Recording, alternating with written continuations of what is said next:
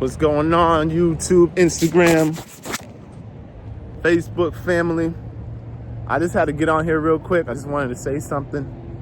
I wanted to talk about friends, right? And this is something that I've learned. Friends, a good friend only comes once in a blue moon. Most of the people you know after a certain point of time, they mostly not pass on like unalive, but you move on in life. A good friend is gonna hold you accountable, but also understand. If you got someone who all they do is poke and poke and poke at you, oh, you ain't doing it, that's not really your friend. It's someone who's probably one, in competition with you.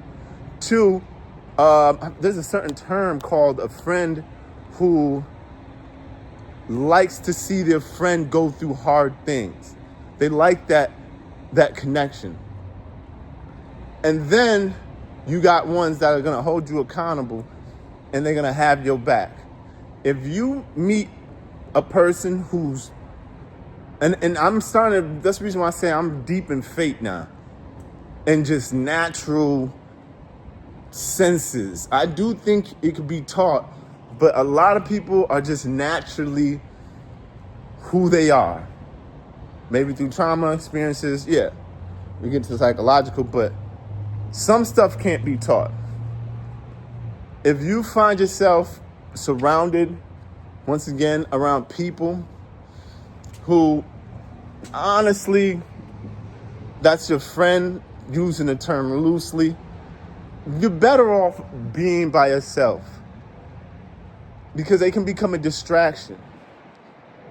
Their values are different than yours. How they see the world, their perspective is different than yours. And know what? It's okay. They can have that perspective. But there's a certain perspective that you have, and to live in a reality that you want to live in.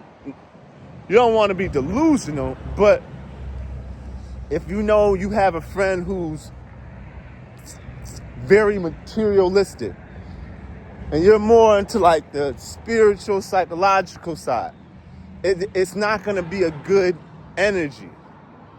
It's not going to be good energy, and you're not trying to find out when you really are going through something or that person's going through something. Because I've personally had it to where there's been people who I thought were, oh, he's my friend. But until you go through something, you really see who they are. Like, you could have gave them a ride. You could have let them borrow some money, this and this. And it's just not in them. It's just not who they are. So I would implore y'all to, when you meet somebody who's genuine, appreciate them. Appreciate them, because you don't know how long they're going to be in your life. You know what I mean? Once again, not unaliving, but appreciate genuine people. They're not going to always kiss you behind. They might tell you the hardcore truth. They may tell you the truth and you're not trying to hear it. But they're going to still tell you, because that's a part of caring about somebody, is also being like, I got to tell you this because I want the best for you. But I know some people, they'll sit there and watch you walk off a bridge, and they'll sit there and they'll be your friend, and they'll smile as you walking off. That stuff to me is like satanic energy levels, demonic vibes. I like, in your face, they're cool, but behind the scene, man, you hear, man, what, man, listen. Once again, you don't get angry at them. You don't compete with them. You just go, okay, I guess I'm moving on. Moving on. If you can't have a conversation with the person, you know me, I'm a debate king. I'll have a conversation with anybody outside of a fascist. But if you can't have a debate with them without them doing what they call ad hominems, Dunning-Kruger syndrome, and you just notice that their psychology is without any factual basis to it. It's all emotion. And I don't mind if someone, like, I make videos, right? I have no problem with people critiquing them. That's why I'm making them. But when I can tell the critiques are just, he's outside in the parking lot. Why are you walking so long? Why is he breathing like that? Like, you are letting me know off bat, you're just a hater. You're not listening to anything I'm saying. You just want to attack. And I tell them, people, you know that you need to go get therapy. Go get a hug. Because you should be able to have hard, tough conversations without you feeling personally attacked. Now, there are people who do go a little far and they do need to mind your business. But in my realm of what I do, Pan-African nationalist, Garveyism, if I see something out of line, I'm going to speak on it. Now, I'm going to do it respectfully, and I'm going to do it with understanding, but I'm going to speak on it. There's nothing wrong. If I'm your friend, if I'm a loved one, why wouldn't you want that? I would want that. That's like if you got mustard on your face, and I'm your friend, I'm going to say, hey, bro, you got mustard on your face.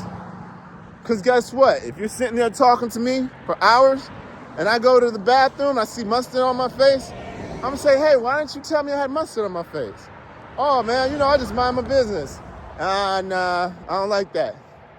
At least tell me, then I can say, you know what? I like the mustard because, I don't think you should have mustard. You get what I'm saying? I just had to say that real quick because I had a great conversation with a person randomly in the parking lot where I was making a video the other day. And like-minded people, like I said, when you big on the universe and you're into like your psychology, like-minded people will come to you. You ain't got to fight for no friends. Don't fight to keep no one in your life. Don't do that. As long as you got yourself, somebody to talk to isn't bad.